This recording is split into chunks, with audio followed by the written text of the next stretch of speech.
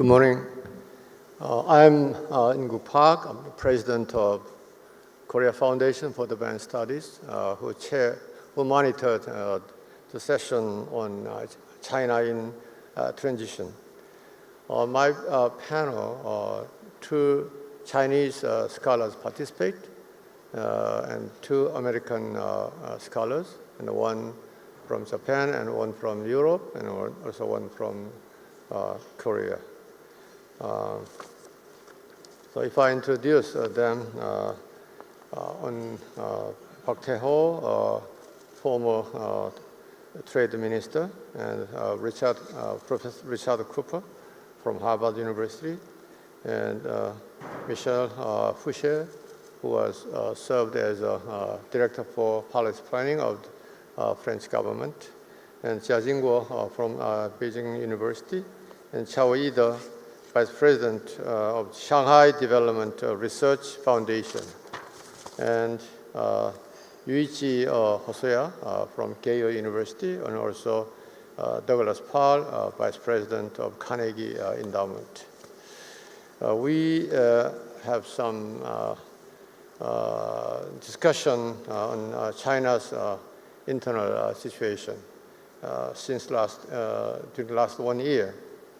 Because our WPC has some first session on China last year, so we try to check what has evolved during the last 1 year in the area of the political arena and also economic area. And then in the wake of the US presidential election, we tried to shed a light on Sino-American relationship. And also we have some thought on the current situation of the TPP, especially in the wake of the presidential election. And on Chinese side, the situation of New Silk Road Initiative, and also North Korean nuclear issues, recent development, and Sino-Japan relationship, and also current Taiwanese issues.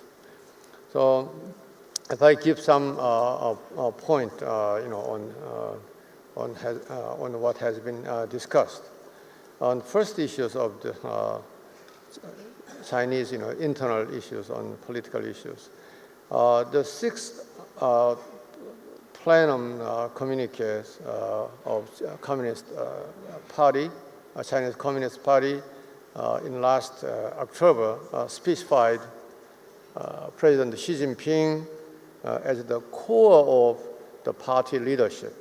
Our debate centered on the implication on the meaning of the core status. And the future of the Chinese party leadership system. And the remaining question was how the current collective Chinese leadership will change or evolve in the 19th Party Congress to be held latter part of next year. One scholar observed that President Xi's leadership is being strengthened.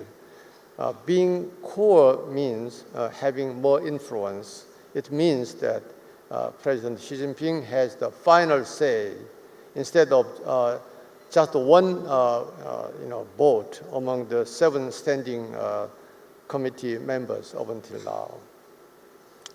On economic issues, during the last November's 5th plenum of Communist Party, President Xi mentioned that China's annual growth rate should be no less than 6.5%.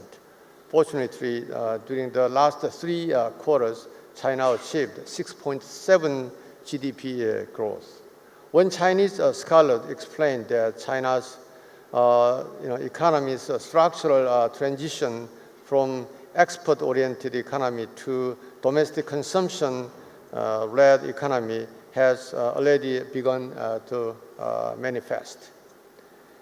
Consumption's contribution to GDP during the last 3 quarters reached as high as 71%, and 13% increase from last year. And service industry's contribution to GDP was more than 57% in 2015.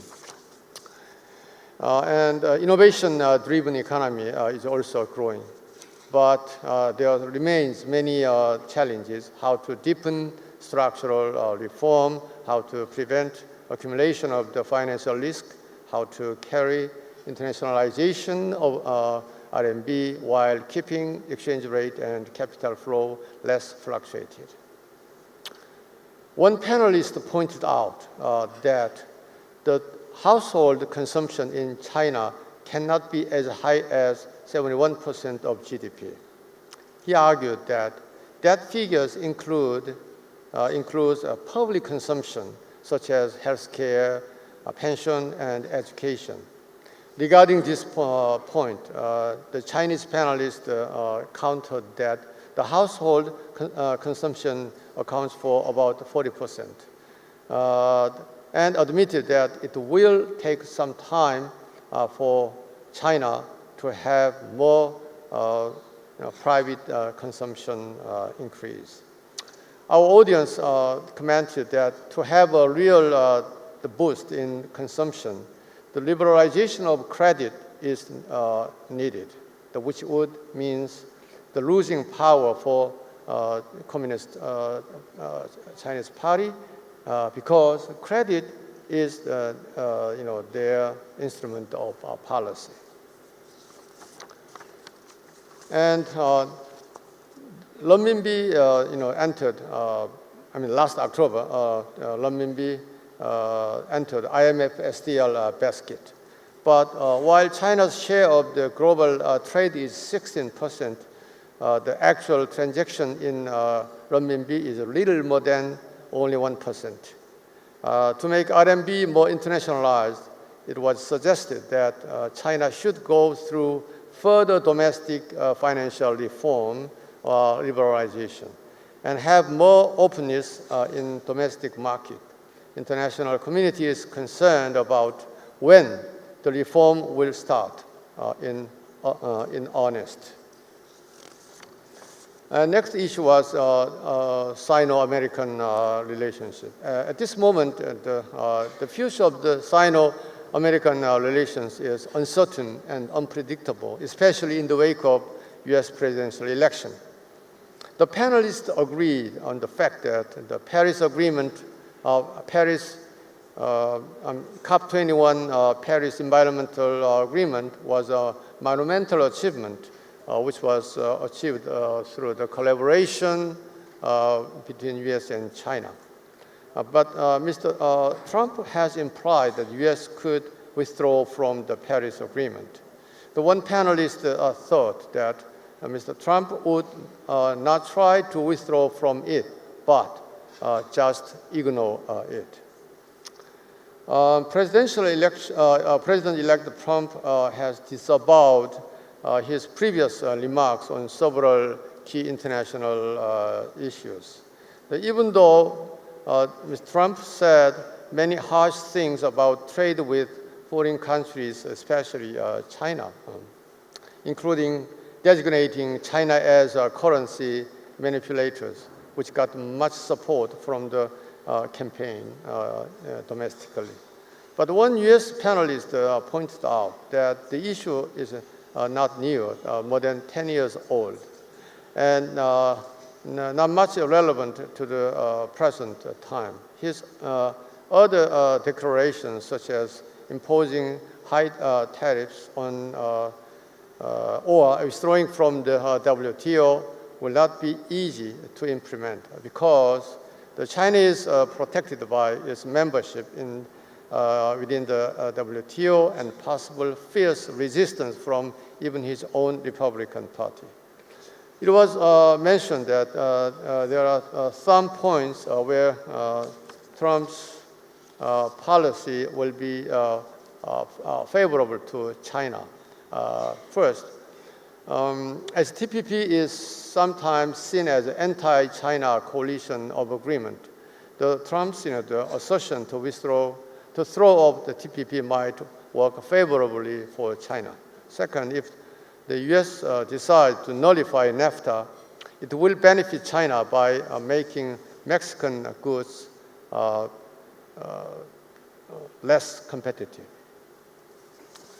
And on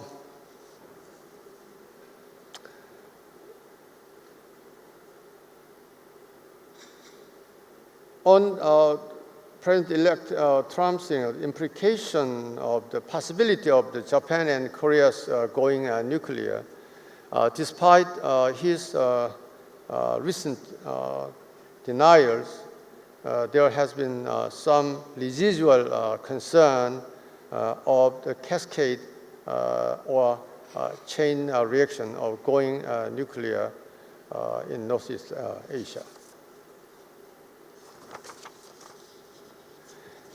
One audience asked if President Trump will try different approaches to North Korea. An American panelist gave the past example. President Carter, who was elected in 1976, has promised to end the alliance with South Korea because of human rights violations during President Park Chung-hee.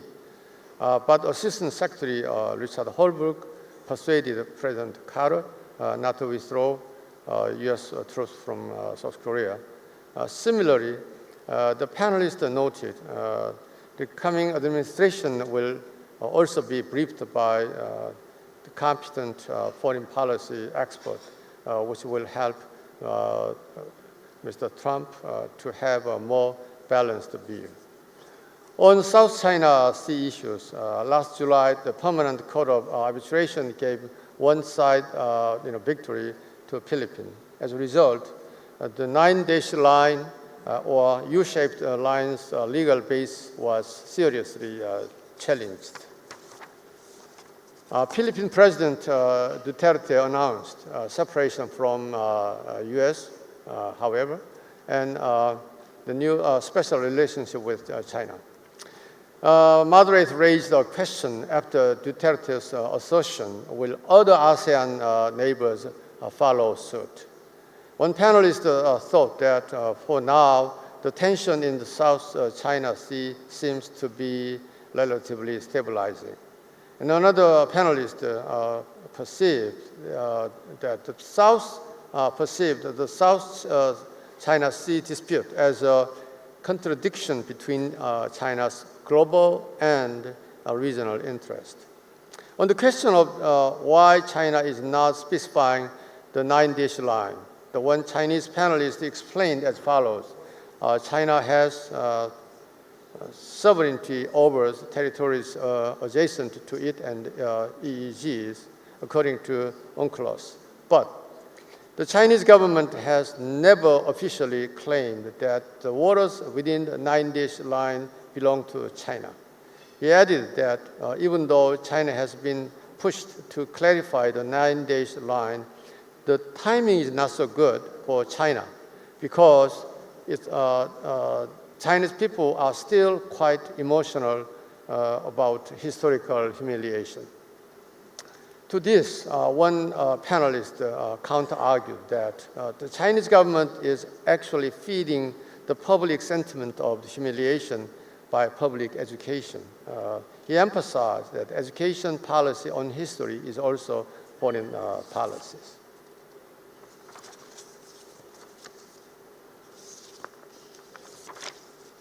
On the issue of TPP, 2 weeks ago, Obama administration acknowledged that it has no way forward. They virtually gave up TPP. The remaining question is, what's the future? Renegotiation or null and void? Since Mr. Trump declared the end of TPP, the prospect of its being reselected is very low. But even if U.S. changes its position and decides to participate in TPP process, it may take quite a long time to finish renegotiations. or internal rectification process. Against this backdrop, however, one panelist argued that China's position will figure more salient. China will be able to play a leading role in other regional trade negotiations such as RCEP, China, Japan, Korea, FTA, FTA-AP, or TTIP in the future. Next issue was on New Silk Road, the name of the One Belt, One Road, and its related AIIB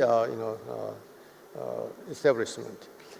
This year, China achieved a great success in securing $100 billion US dollars pledge for the launching of the AIIB, including India and Russia as second and third largest participants in terms of money budget.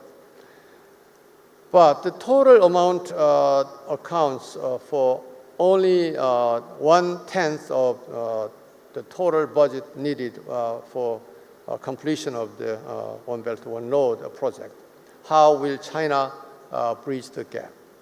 One panelist said the tension between China and the other players in the South China Sea complicated the efforts to push forward the One Belt, One Road initiative. Regarding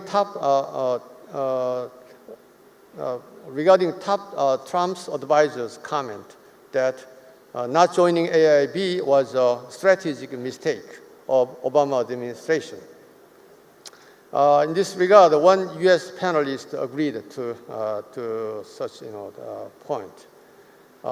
He specified Asia Development Bank, or ADB, as a good example, which was created in 1960s to engage Japan in a wide world role, and it was very successful. He added that now U.S. Congress has a Republican president. There might be some hope that the Republican Congress will be more receptive to it if President Trump decides to join AIIB. It was also pointed out that One Belt, One Road initiative will be a key element of internationalization of renminbi, but one hurdle exists, which is the security challenges. The many Central Asian and the Middle Eastern countries along the road through the One Belt, One Road are politically unstable. And North Korean nuclear issues. Our panelists are of the opinion that the North Korean nuclear issues will be really one of the biggest headache in the years to come for the next U.S. administration. This week, additional UN Security Council sanctional resolution is expected to be adopted. The main focus will be closing the livelihood loopholes, including the shipment of North Korean coal to China, given the fact that last year almost 60% increase of coal price.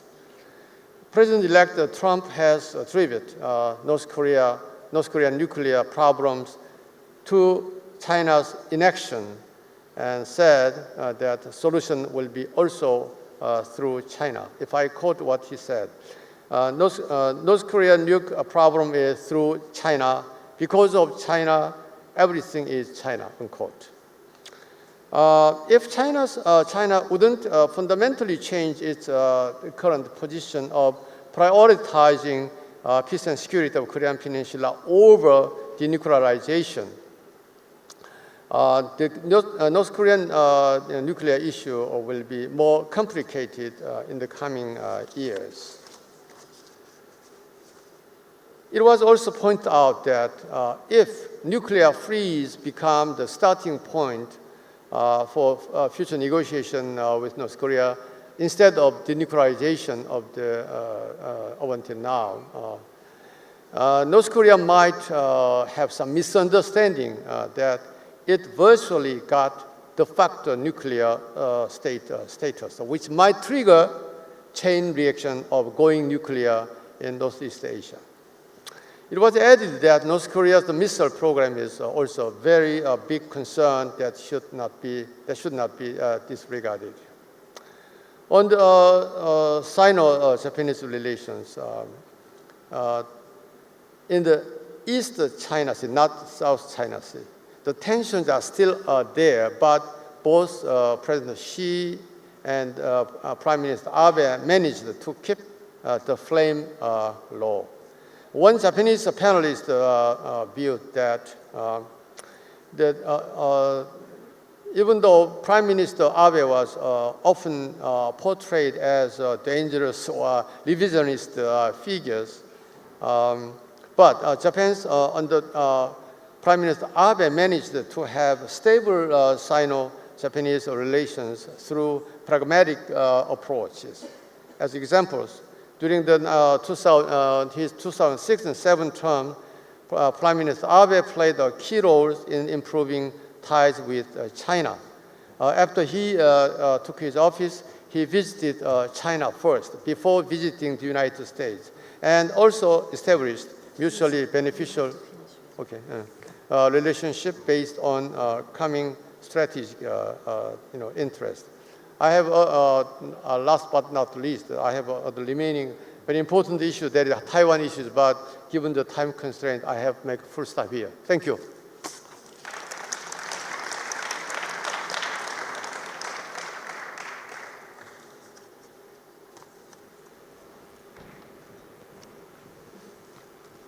Place. We will start immediately our next session, Education and the Role of Women.